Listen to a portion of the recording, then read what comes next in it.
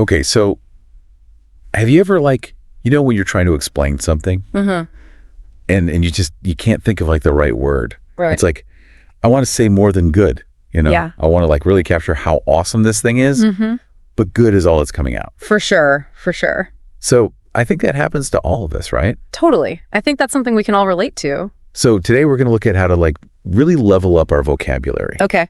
And we're going to be using this lesson that was designed to help people learning English. Cool. But this is for anyone who wants to sound more interesting or who wants to write in a more compelling way. Yeah. So I think we can all benefit from this.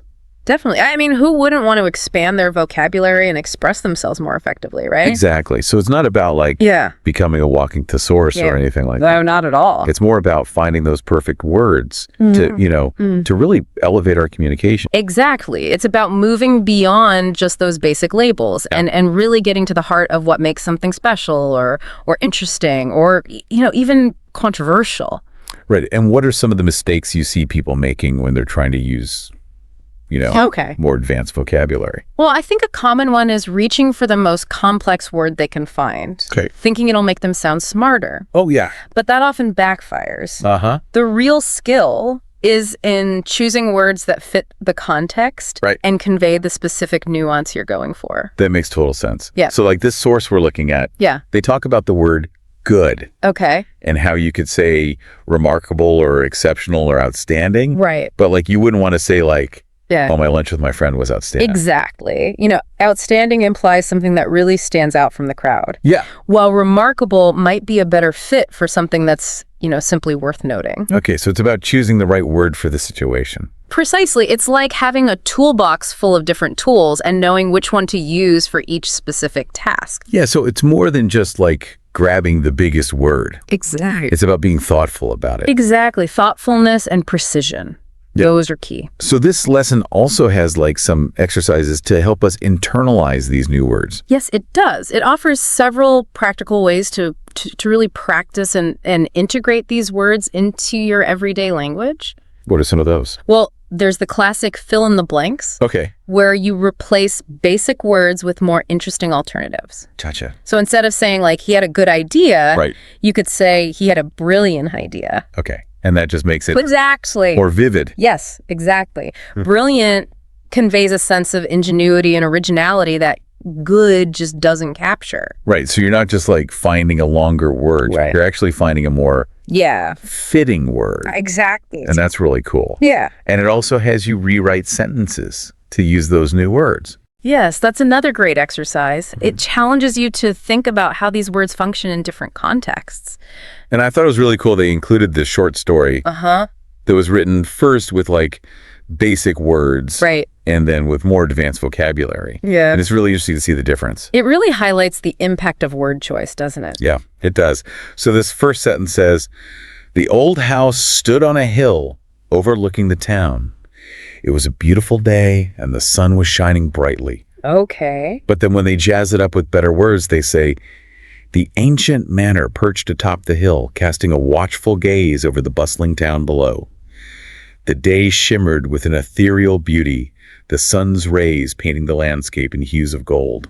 Wow, that's quite a transformation. It is, right. The second version is so much more evocative and immersive. Yeah, and I just love how they did that. It's amazing what a few well-chosen words can do. Yeah, ancient manor is so much better than old house. Absolutely. It conjures up images of history and grandeur. Yeah, and you can just picture it. Exactly. You can practically feel the weight of the centuries in that phrase. Yeah, and then it says, "The day shimmered with an ethereal beauty," instead of just beautiful day. Yes. It's like the words themselves are painting a picture. Right. And that's what I'm always trying to do. Of course. But I'm how do I do that? Right. So this is really cool. It's a great example of how vocabulary can elevate your writing. So this is cool for writing, but what about just talking or sending an email or something? That's where context comes in. Okay. You wouldn't use the same language in a professional email as you would in a casual conversation with friends. So we don't want to sound like Shakespeare all the time. Exactly. Yeah. It's about being aware of your audience and the situation. So we've seen that choosing the right word can make a big impact. Mm-hmm.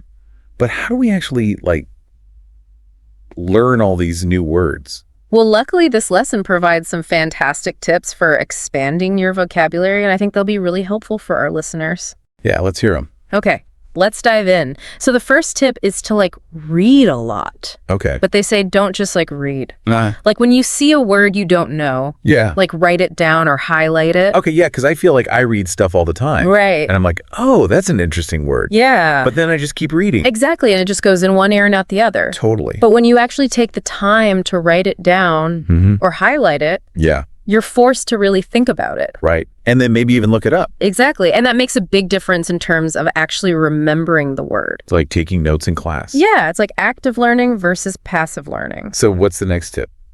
Okay, so this one's interesting. They say to use a synonym finder, Okay. but not just for single words, Uh-huh. but for whole phrases. What do you mean? So let's say you're writing and you say, I had a really good time at the party.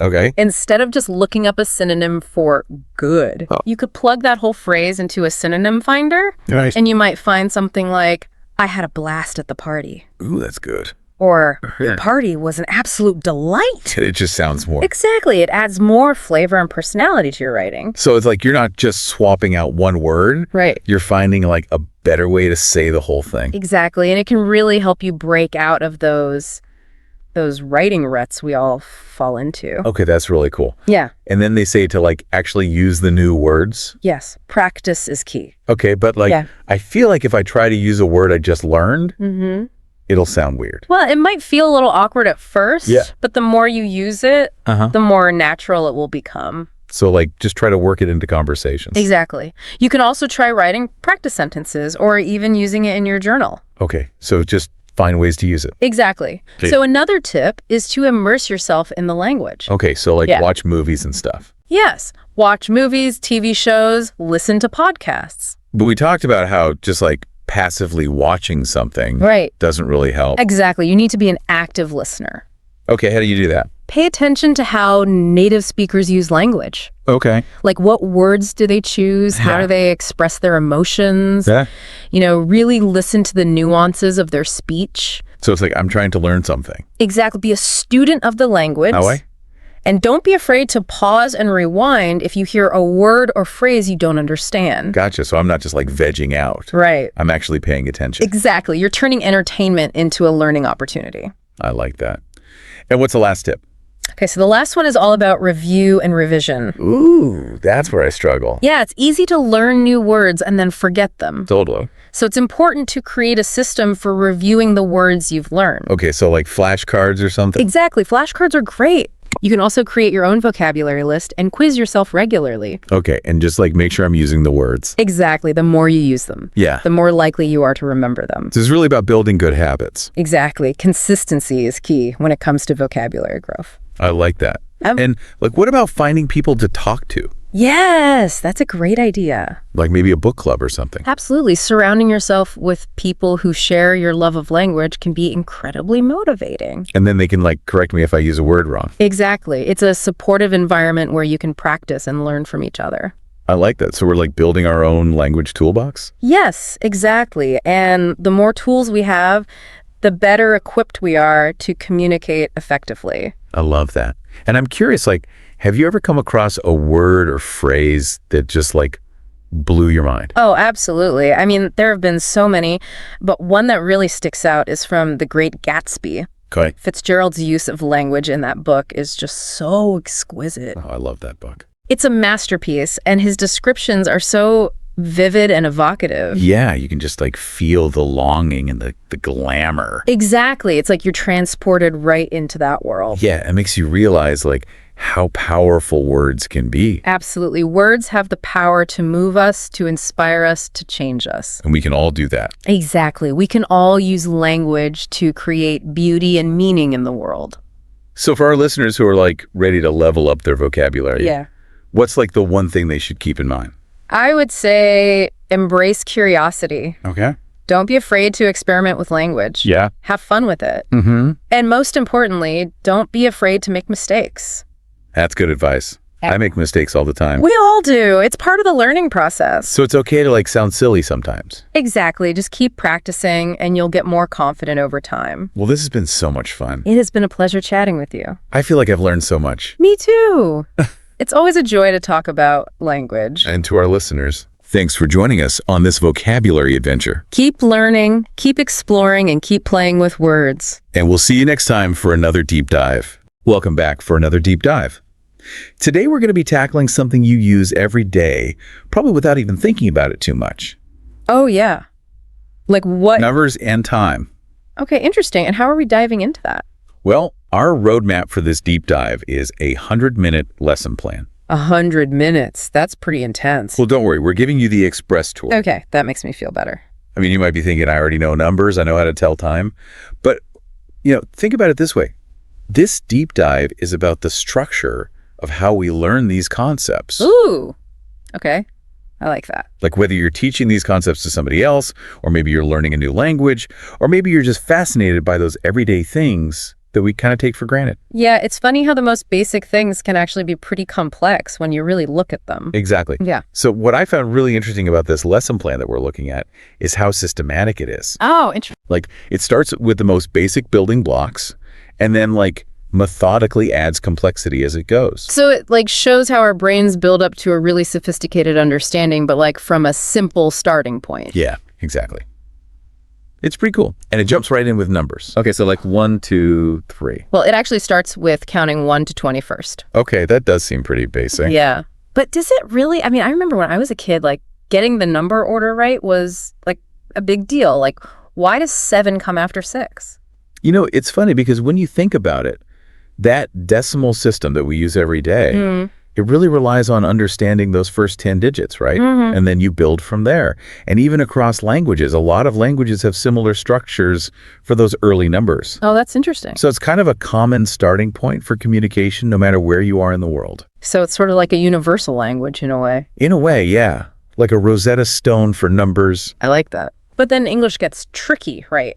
Like 13 versus 30. Ugh. Don't even get me started. I still mix those up sometimes. I know. It's like, why does English have to be so complicated sometimes? Well, and the lesson plan actually like highlights those pronunciation pitfalls early on. Ooh, that's sorry. Like right from the beginning. It's like, okay, watch out for these. So after you get 1 to 20 down, then it moves on to like, how do you build bigger numbers? Like all the way up to 99. And that's where understanding place value becomes like really, really important for Place value. Yeah, like 21, 32, 45. It's all about seeing the pattern, how the tens and the ones like work together. Oh, okay. So it's like you're cracking a code. Exactly. It's like a number code. So we've cracked the code up to 99. We're on a roll. But what about those giant numbers? Like, does it cover those too? It does. So this lesson plan goes all the way up to 10,000. Whoa. Yeah. And it really emphasizes that logic of thousands, hundreds, tens, and ones. Okay, so it's still building on that same foundation, even when you get to those really big numbers. Exactly. It's all connected. And it even touches on Roman numerals, which I think is really fascinating. Roman numerals, like IVX. Yeah, because it shows how differently like ancient civilizations approached numbers. Oh, that's cool. It's like a totally different way of thinking about it. Right. It's like a whole other number system. Yeah. But let's get real for a second. Yep. How does this lesson plan actually help someone like use numbers in everyday life? That's a good question. Like, it's great to know the theory, but how do you actually put it into practice? Well, that's where it gets really practical. The lesson plan includes things like phone numbers, asking someone's age, talking about money. Oh, okay. So like real world scenarios. Exactly. Using phrases you'd actually encounter in daily conversations. So it's kind of like a cheat sheet for real life conversations. Exactly. And there's even a suggestion for a game of number bingo. Bingo, like with numbers instead of letters. Yeah. I mean, I love bingo, but do you think it actually helps with numbers? Or is it just like a fun activity? Oh, I think games are fantastic for learning, especially for kids. Oh, yeah. Bingo can really help reinforce number recognition, the order of numbers. And it's fun, so that's a bonus. Exactly. Plus, a little friendly competition never hurt anyone. Okay, so we've conquered the world of numbers. At least up to 10,000. But what about time? How does this lesson plan tackle that? Time is next, and the lesson plan starts by addressing the two main ways we see time: analog and digital clocks. Yeah. Those are like the two biggies. Right, and making sure you're comfortable with both is really key because you encounter both in the real world. It's funny, I'm so used to digital clocks now that I almost forget how to read an analog clock sometimes. I know, right? It's like a lost art. But the lesson plan uses those like classic phrases for telling time, like o'clock, quarter past, quarter to. But are those really universal? Like, do people in other countries say it the same way? That's a great question, and it actually brings up the like cultural aspect of time telling. Interesting. Like, those phrases are pretty common in a lot of English-speaking regions, but other cultures might have totally different ways of expressing those fractions of an hour. So even something as basic as like quarter past isn't so straightforward. Yeah, exactly. It really depends on where you are in the world and what language you're speaking. Wow, I never thought about that before. So this lesson plan is making me realize there's a lot more to numbers and time than I initially thought. It's like peeling back the layers of an onion.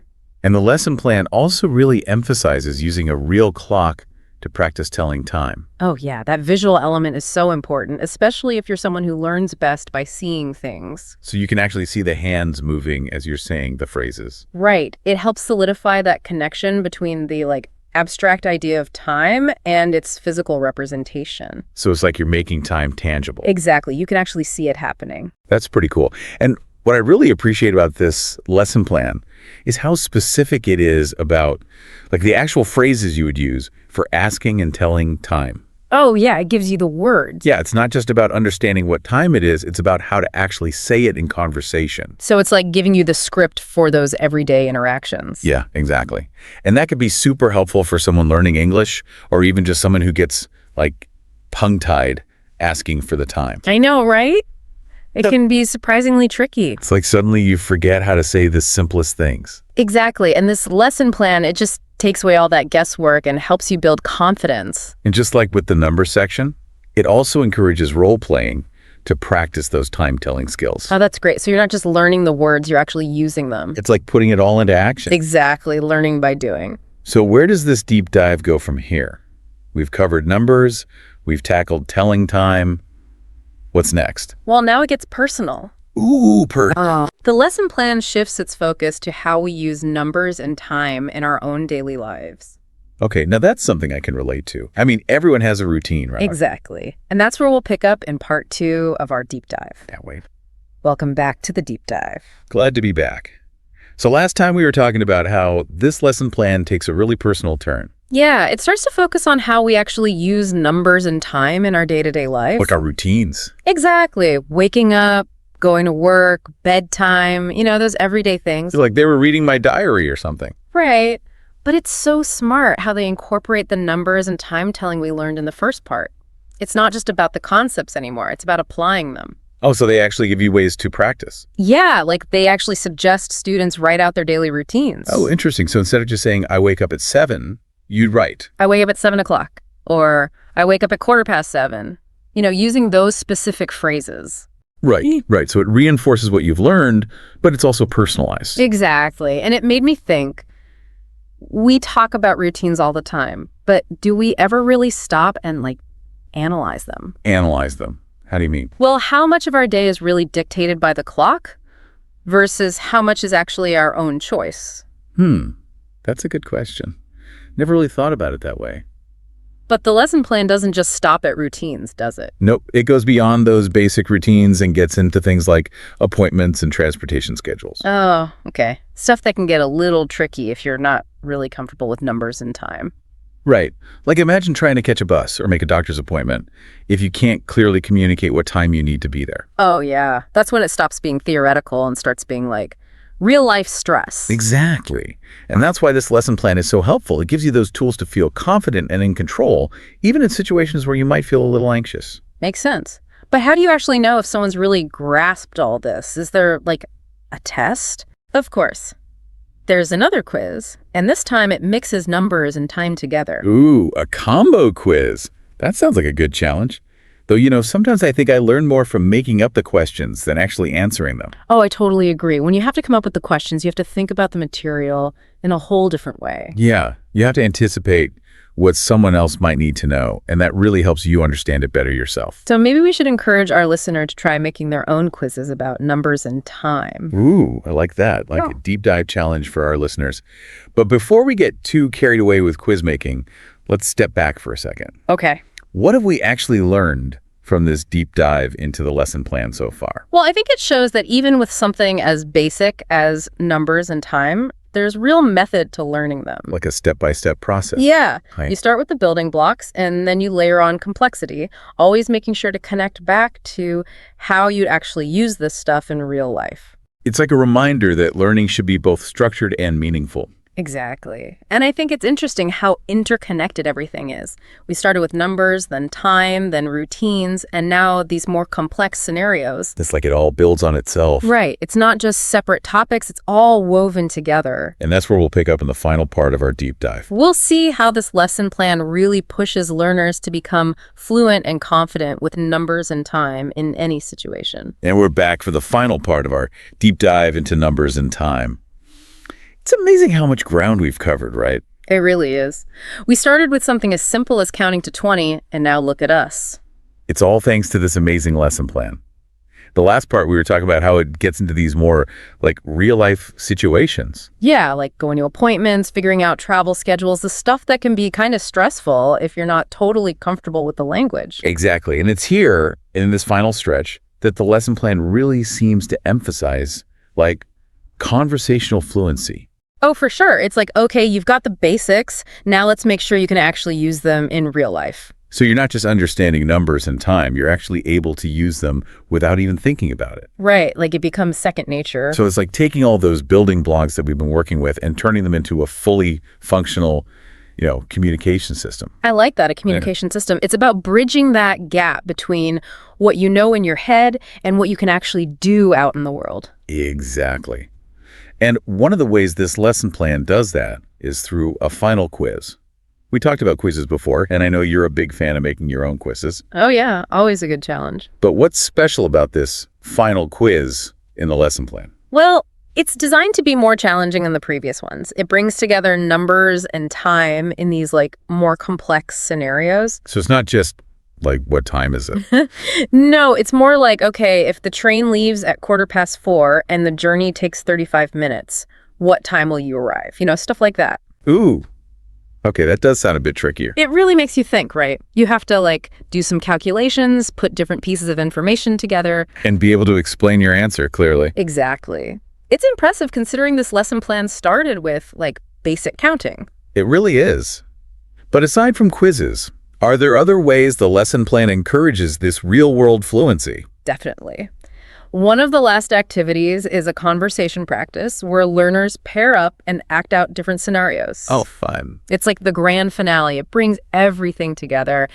Numbers, time, all the vocabulary they've learned. Like they're finally performing on stage after weeks of rehearsals. Exactly. And I bet it can be a bit nerve-wracking, putting yourself out there. And also exciting, right? Totally. Yeah. It's a safe space to make mistakes and learn from them.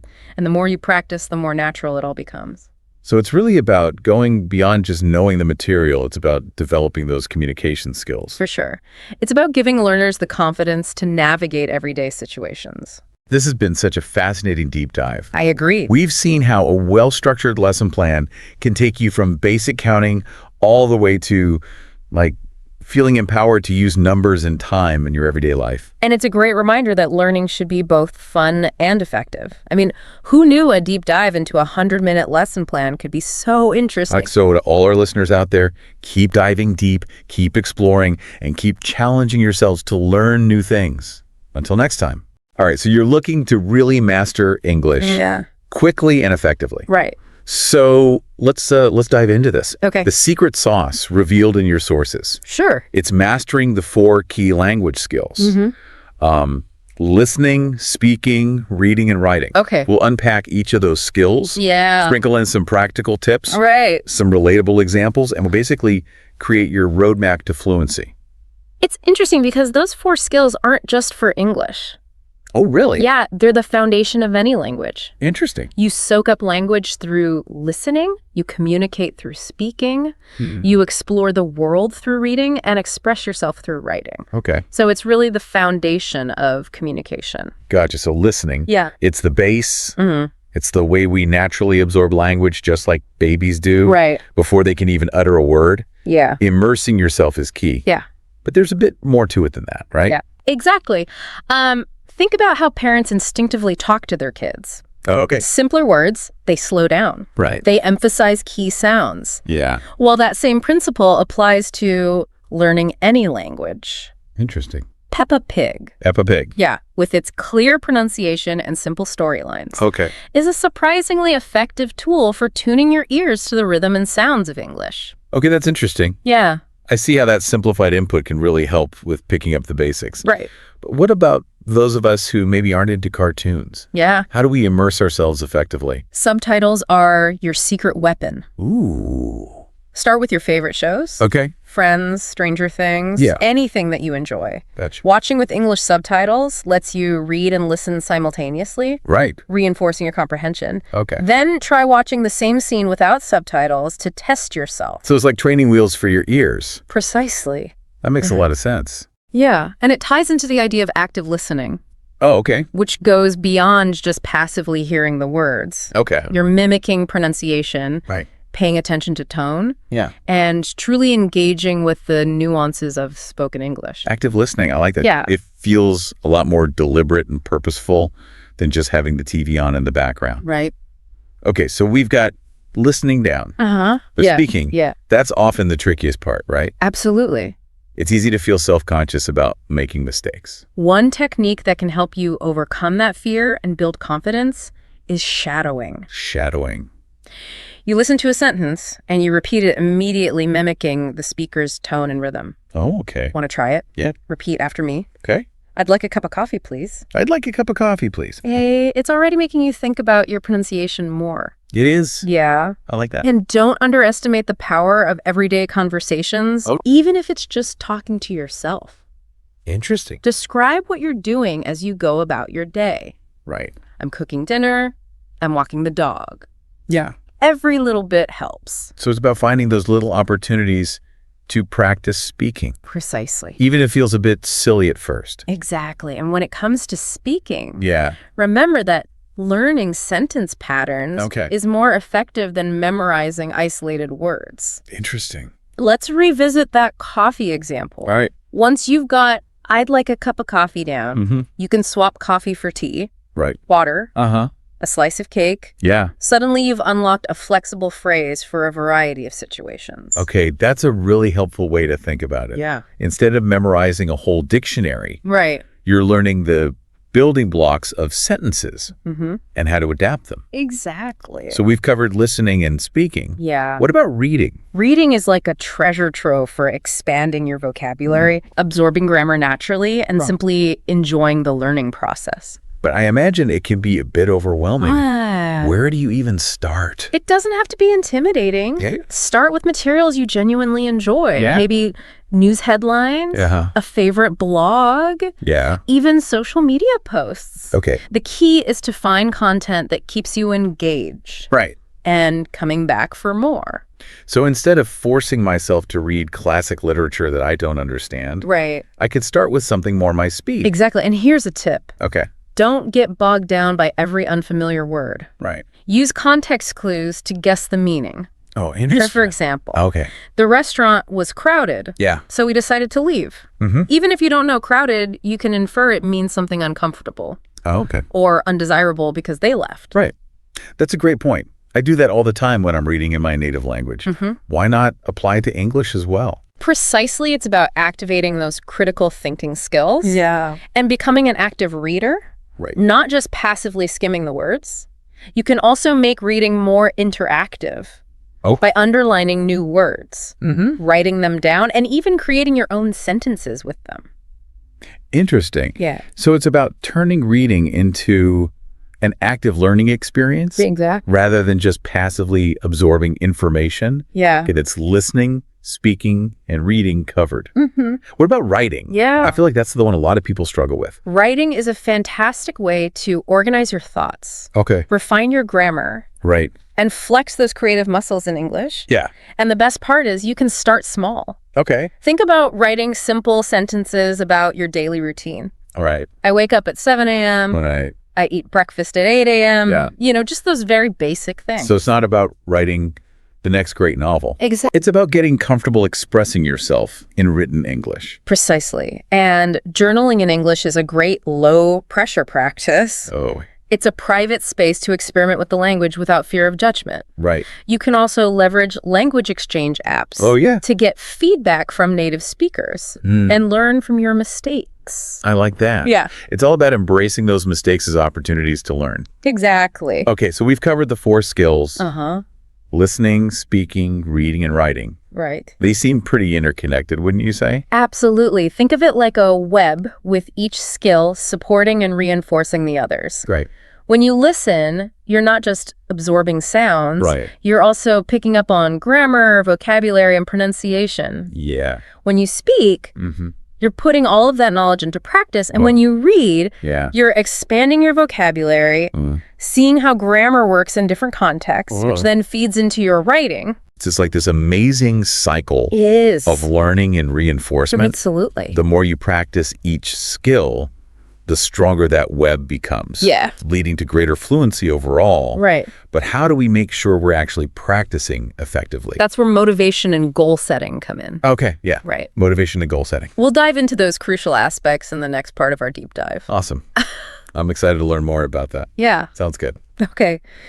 It's fascinating how we often box in language learning as this rigid, Right. classroom-only activity. Yeah. But in reality, it's happening around us all the time. That's so true. When you start seeing everyday moments Yeah. as learning opportunities, Right. it really does open up a whole new world. Think about it. Every time you watch a movie, Yeah. listen to music, or even just glance at a menu, Right. you're engaging with English in some way. It's like this constant stream of input, subtly shaping your understanding of the language. And it doesn't have to be passive. Okay. You can turn those everyday encounters into active learning experiences. Now that's what I'm talking about. Yeah. How do we make that happen? Let's say you're watching a movie. Instead of just following the plot, pay attention to how the characters use certain phrases, Right. the tone they convey, Yeah. the rhythm of their speech. So I'm not just watching for entertainment. Right. I'm actively analyzing how the language is being used. Precisely. And you can apply the same principle to music. Oh, okay. Listen to the lyrics, Yeah. try to sing along, notice how the words are pronounced Wow. and how they flow together. It's like training your ear Exactly. to pick up on those subtle nuances that make a language come alive. Fluency isn't just about knowing grammar rules Right. or having a massive vocabulary. It's about using the language naturally and effortlessly like a native speaker, Right. It's about feeling comfortable and confident. expressing yourself no matter the situation. And the more you expose yourself to the language Yeah. in these authentic contexts, Right. the more comfortable you'll become. Okay. We've talked a lot about the individual skills, listening, speaking, reading, writing. Right. But how do they all work together to create that fluency we're aiming for? That's where it gets really interesting. Okay. Think of it like a web, Right? with each skill interconnected and reinforcing the others. So when I'm listening to English, Yeah. I'm not just absorbing sounds. Right. I'm also picking up on grammar, vocabulary, and pronunciation. Exactly. And when you speak, you're putting all that knowledge into practice, Right. solidifying it in your mind. And reading expands my vocabulary. Yes. Showing me how grammar is used in different contexts. Which in turn informs your writing Oh, okay. as you begin to use those new words and structures in your own work. It's a beautiful cycle Absolutely. of learning and reinforcement. And the more you engage in each of these skills, Yeah. the stronger those connections become, leading to greater fluency and overall mastery of the language. It's like working out a muscle, Yeah, making it stronger and more resilient with each exercise. precisely. And just like with any workout, consistency is key. Okay. Even dedicating a few minutes each day to each skill can make a huge difference over time. So don't get discouraged if you don't see results overnight. Right. Language learning is a marathon, not a sprint. And the journey itself is just as important as the destination. I like that. Enjoy the process. Yeah. Embrace the challenges and celebrate those small victories along the way. After all, there's something incredibly rewarding Yeah. about being able to communicate in another language. It's true. Connecting with people from different cultures. Absolutely. Expanding your horizons. Those are amazing benefits. It opens up a whole world of possibilities, Yeah. both personally and professionally. And who knows, maybe one day our listener will be hosting their own podcast in English. That would be a testament to the power of consistent practice Right. and a positive mindset. Okay, so we've covered the fundamentals of the 4 skills, Yeah, the importance of everyday learning, and the power of consistency. right. But there's one crucial piece we haven't touched on yet. And that is, Motivation. yes. The fuel that keeps us going, Uh-huh. especially when things get tough. Right. And of course, setting realistic goals Yeah. so we don't get overwhelmed. Ah, yes. Motivation and goal setting, the compass and map for our language learning journey. I like that. We'll dive into those critical aspects after a quick break. Stay tuned. So we're back, ready to unpack the power of motivation Yeah. and goal setting in your English learning journey. Right. You know, we've all hit those walls Yeah. where the motivation takes a nosedive. For sure. How do we keep the fire burning? What's fascinating here is that motivation isn't this Okay. magical thing that appears. It's something you actively cultivate and nurture. Right. It all starts with connecting to your why. Your why. Yeah. Okay. So dig deep. Why are you learning English? Right.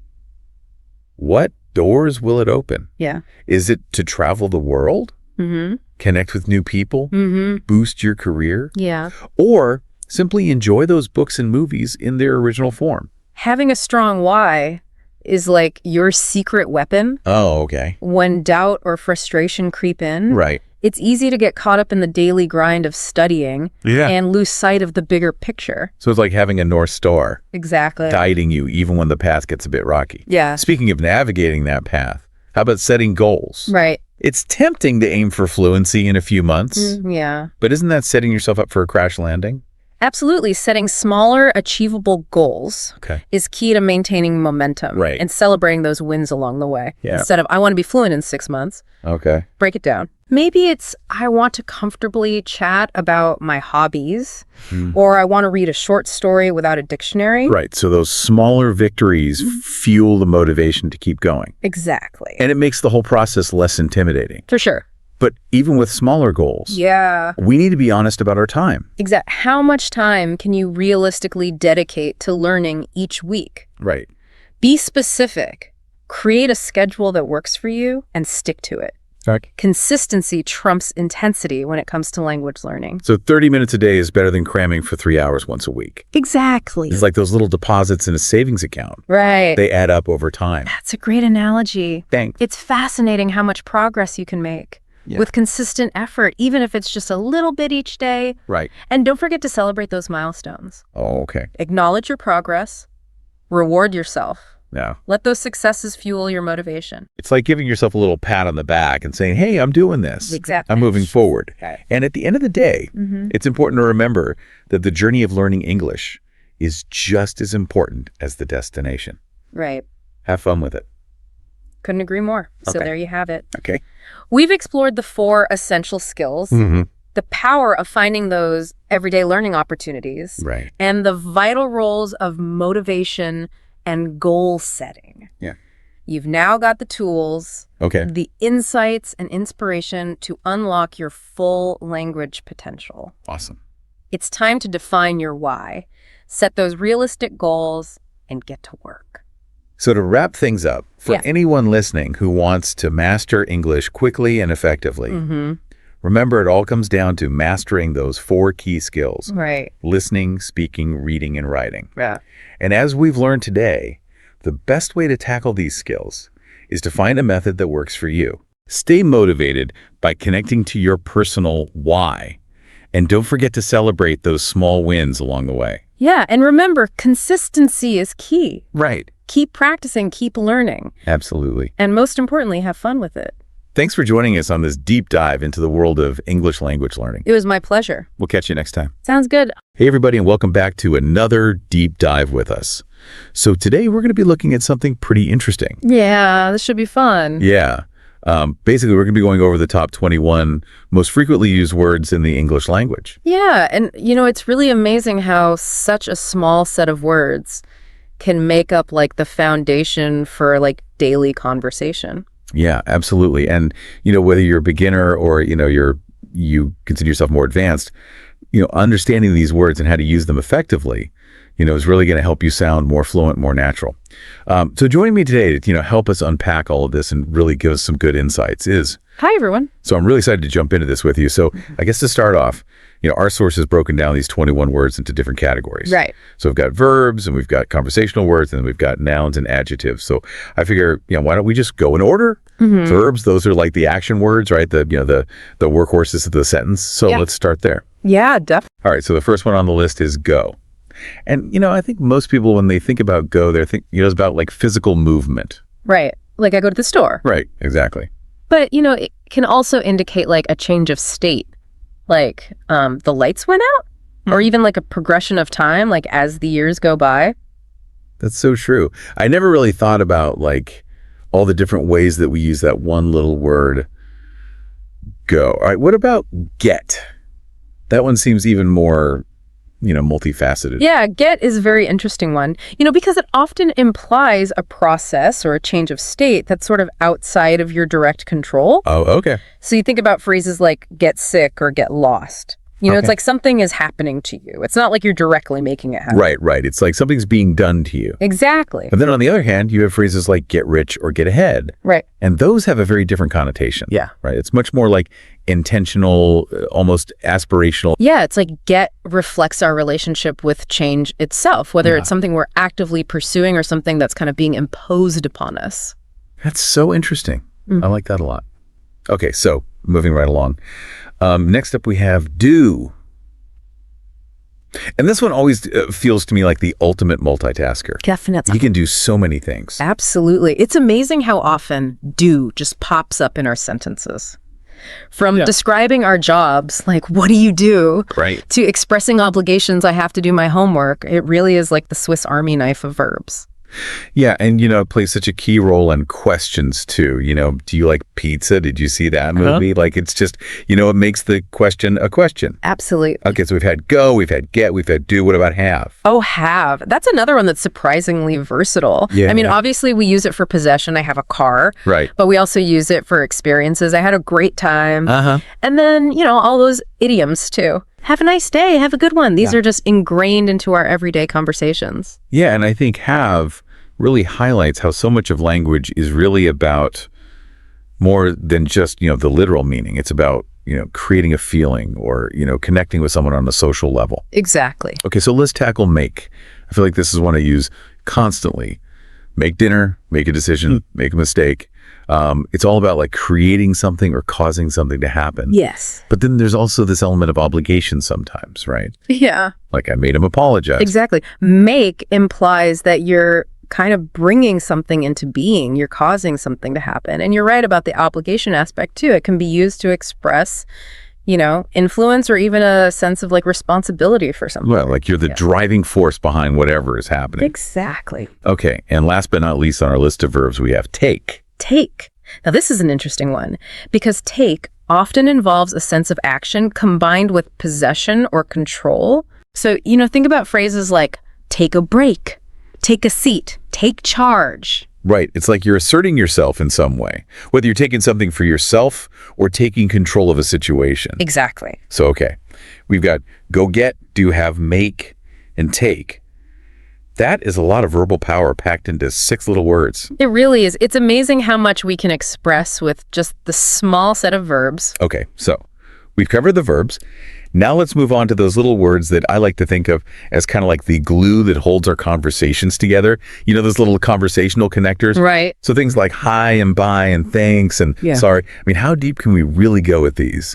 You might be surprised. Even these seemingly simple expressions play a really vital role in how we interact with each other. Okay. For example, hi and hello, they're not just greetings. They signal that you're open to communication and connection. Oh, so it's like setting the tone right from the start, like you're extending an invitation to engage in a conversation. Exactly. Okay, and then on the flip side, we have Bye. Right, which signals, closure. It marks the end of the conversation, and, it allows us to transition smoothly out of the interaction. Okay, that makes sense. So we've covered greeting and departing. But what about those little words that add a touch of, politeness and gratitude to our interactions? You mean thanks and sorry? Exactly. Ah, yes. Those are powerful tools. They help us maintain social harmony, and they help us, navigate those little bumps in the road of human interaction. Yeah. Thanks acknowledges a favor, right, or a kind gesture, and it, reinforces those positive interactions that we have. And sorry is all about taking responsibility for something, smoothing over those mistakes and showing empathy. Exactly. They're subtle, but they're really essential for building good relationships. Yeah, I think it's interesting how we often, modify these words for emphasis, like saying thanks a lot. It carries a lot more weight than a simple thanks. Oh, definitely. Or I'm so sorry versus just sorry. It adds that extra layer of sincerity. Exactly. These little nuances can make a big difference. Absolutely. Okay, so we've explored 6 key verbs and 4 of these essential conversational words. We have. Are you starting to see the power of these seemingly simple words? Oh, absolutely. It's like we're peeling back the layers and discovering all this hidden depth to language. I agree. All right, so I think we're ready to tackle our next category, which is nouns. So where do we even begin with this? Well, our source has chosen a handful of nouns that represent fundamental concepts, the building blocks of how we understand the world. Okay. So let's start with time. Okay, time. Such a basic concept, yet it governs so much of our lives. Right. We're constantly thinking of time. What time is it? Do we have enough time? It's like this invisible force shaping our days. Right. And the source actually delves into some pretty deep questions about time. Oh, really? Like, how do different cultures perceive time? What's the relationship between time and memory? It's fascinating stuff. Okay, now I'm intrigued. All right, so alongside time, we have day, which seems, very ordinary. But, it really does mark the rhythm of our lives. Have a good day. It's a brand new day. Right. And day can also refer to a specific period in history, like back in the day or the day the music died. It connects us to this flow of time, both personal and historical. Wow, I like that. Okay, what's next? Next up is thing, which I have to admit always makes me chuckle a little bit. Why is that? Well, it's like the ultimate catch-all word, for when our vocabulary fails us. Oh, yeah. It's like the ultimate placeholder. What's that thing over there? The thing is. But, it's actually really effective at conveying meaning, even when we can't come up with, a more specific word. Right. It shows that communication isn't always about, perfect grammar or an extensive vocabulary. It's about getting your message across. And sometimes thing does the job perfectly. Yeah, absolutely. All right, so speaking of conveying meaning, we've got place next on our list. It seems like a pretty straightforward word, but I'm sure there's more to it than meets the eye. There is. Place isn't just about physical location. It can also refer to a position in a sequence, like take your place in line, or even a state of mind, like feeling out of place. It's a word that helps us navigate the world in all sorts of ways. Right. It's like place isn't just about where we are physically, but also about how we fit in. Exactly. And how we make sense of our surroundings. Exactly. Okay. And then finally, we have people, which, it's it seems so obvious, but, when you think about it, people are really what makes the world go round, right? That's true. People represents our shared humanity. Right. That's the foundation of society and relationships and, everything that makes us human. It's the word that reminds us we're not alone. Yeah, absolutely. Okay, so we've explored verbs, conversational connectors, and now nouns. I'm already feeling like I have a whole new appreciation for the power of these everyday words. But before we jump into adjectives, I'm curious, what's standing out to you so far? Honestly, I think what struck me the most is how much depth and nuance there is, even in the simplest words. We use them all the time, but we don't often stop and think about how they work. Yeah. It's like we're taking them for granted. Totally. But I think this deep dive is really helping us to, kind of slow down and appreciate the intricacies of these words that we usually just take for granted. Exactly. Yeah. All right. So adjectives, I think we're ready. Let's do it. It's funny how we can go through our whole lives using these words and never really stop to think about them. Right. It's true. But that's, I think, what makes this deep dive so interesting. Yeah. It's like we're forced to slow down and actually appreciate these things that we usually just, take for granted. Yeah. So. Last we left off, we were about to delve into the world of adjectives. So are you ready to add some color to our conversation? Absolutely. Adjectives are what bring our language to life. Yeah, they do. They paint pictures in our minds, they evoke emotions, and they help us make sense of the world. I love that. So true. And they add, that extra layer of detail that just makes our communication so much richer. Okay, so why don't we start with good? I feel like that's like the most basic adjective in the English language. It really is. Good is our go-to word for expressing approval or satisfaction or, just like the absence of anything negative. Right. It's a wonderfully versatile word. It is. You can use it for pretty much anything. I've noticed that good is often used as kind of a conversational placeholder, especially when we're trying to be polite. Or avoid being too critical. Like, oh, that's a good point. Even if you don't really agree with what the person is saying. Right. It's like a way of maintaining harmony. Yeah. Smoothing over those potential disagreements or awkward moments. Right. Okay, so good is all about positivity and agreeableness. What about new? What kind of energy does new bring? New is all about excitement, possibility, a sense of change. It draws our attention to something fresh, something that stands out from the ordinary. Right. Think about like getting a new phone or starting a new job. Right. There's that element of curiosity and intrigue. There is. It makes you want to learn more to explore. And it can also be a really powerful marketing tool. Right. New and improved, the latest and greatest. Oh, yeah, for sure. It's like designed to pique our interest. Absolutely. New really taps into that human desire for novelty and fascination with progress. Yeah. But then on the other hand, new can also highlight a lack of experience. That's true. Like new to the job or a new driver. Right. It implies a learning curve. Definitely. So it's like a double-edged sword. Right. Right. It can be exhilarating, right, but it can also be intimidating. Depending on the context. Exactly. Okay, so we've covered good and new. Ready to wrap things up with happy. Let's do it. Happy is such a fundamental human emotion. It is. It resonates across cultures. It's the language of joy and contentment and well-being. Yeah, and it's amazing how contagious happiness can be. Like when someone greets you with a genuine smile and I say good morning, it can like brighten your whole day. It's true. It's like this ripple effect. Yeah. Spreading positivity. And happy isn't just about those fleeting moments of joy either. Right. It's about, that deeper sense of fulfillment. Yeah, that sense of purpose. Yeah. I think that's what makes happy such a powerful word. It encompasses such a, wide spectrum of positive emotions. I agree. Okay, so we've tackled adjectives, but I want to circle back to something you said earlier about how adjectives can paint pictures in our minds and evoke emotions. Do you think there's a connection between these simple adjectives and how we experience the world? Oh, that's an interesting question. I think the answer is yes. The words we use shape how we see things.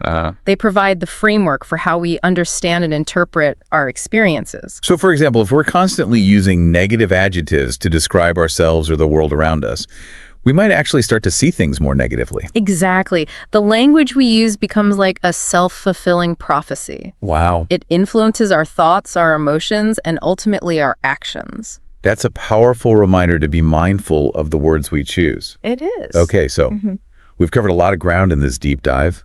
Verbs, conversational connectors, nouns, adjectives. Yeah. It's amazing how much we can learn from just 21 words. It really is. And we haven't even touched on phrasal verbs yet. Oh, yes. So those are next on our list. And I think you'll be surprised by how much they add to the richness and complexity of the language. I think so too. Okay, I'm intrigued. Bring on the phrasal verbs. All right, so welcome back to the deep dive. We've already covered so much. Yeah. But before the break, you mentioned phrasal verbs. What are those exactly and why are they so important? So phrasal verbs are basically like these combinations of a verb and another word, usually like a preposition or an adverb. And when you put them together, they create a totally new meaning. Okay, so give me an example. Okay, so let's take the verb look. Pretty straightforward word, right? But when you start adding prepositions like up after or into, you get phrasal verbs with completely different meanings. So like look up means to search for information. Right. Look after means to take care of someone. And look into means to investigate something. Wow, you're right. So you see how just a little tweak can make our language so much more expressive. Yeah, absolutely. So are phrasal verbs just about like adding more words to our vocabulary? It's more than just adding words. It's about nuance. It's about idiom. You know, phrasal verbs capture these subtle shades of meaning that would be really hard to express otherwise. Oh, yeah. And they make your English sound much more natural, more like a native speaker. So if they're so nuanced, how do we even begin to like learn all of them? Well, the good news is you don't have to learn every single phrasal verb out there. Yeah. You know, just focus on the most common ones, the ones that come up a lot in everyday conversations. Okay, that makes sense. And pay attention to the context, you know, because phrasal verbs can have different meanings depending on the situation. Right. So try to learn them in like real life examples, not just from lists. So like instead of just memorizing look up, I should try to remember it in a sentence. Like I need to look at the meaning of this word. Exactly. Because then you're associating the phrasal verb with a specific meaning and a specific usage. That's really helpful. And most importantly, don't be afraid to experiment. Okay. The best way to learn phrasal verbs is to actually use them. Start incorporating them into your conversations, even if you're not 100% sure you're using them correctly. So what if I make a mistake? You know, making mistakes is part of the learning process. Even native speakers make mistakes with phrasal verbs all the time. Okay, that makes me feel a little better. So don't worry too much about it. Just practice and you'll get more comfortable over time. So we've covered a lot of ground today. We talked about verbs, conversational connectors, nouns, adjectives, and now phrasal verbs. It's pretty amazing how much we can learn from just 21 words. It really is. I think it just goes to show the power of language. Yeah. And how these simple building blocks can be used to express so many different things. So what's like the main takeaway you hope listeners will, walk away with from this deep dive? I think the most important thing to remember is that fluency isn't about memorizing a huge vocabulary or mastering all the grammar rules. It's about understanding the basic principles of how language works, and then using those principles to communicate effectively. So it's not about quantity, it's about quality. Exactly. By focusing on these 21 words, you're not just learning vocabulary, you're gaining a deeper understanding of how English works. I love that. Yeah. So is there anything you'd like to challenge our listeners to do after this deep dive? I would challenge them to really pay attention to how these 21 words are being used all around them. Listen to conversations, read books and articles, and see if you can notice how these words are like the threads that hold everything together. I like that. It's like a treasure hunt. It is. And the more you find, the better you'll become at understanding and speaking the language. Exactly. Well, this has been such an eye-opening deep dive for me. I feel like I've learned so much. Me too. And I definitely have a new appreciation for these words that we use every day. So thank you so much for joining me on this journey. And thanks to all of you for listening. We'll see you next time for another deep dive.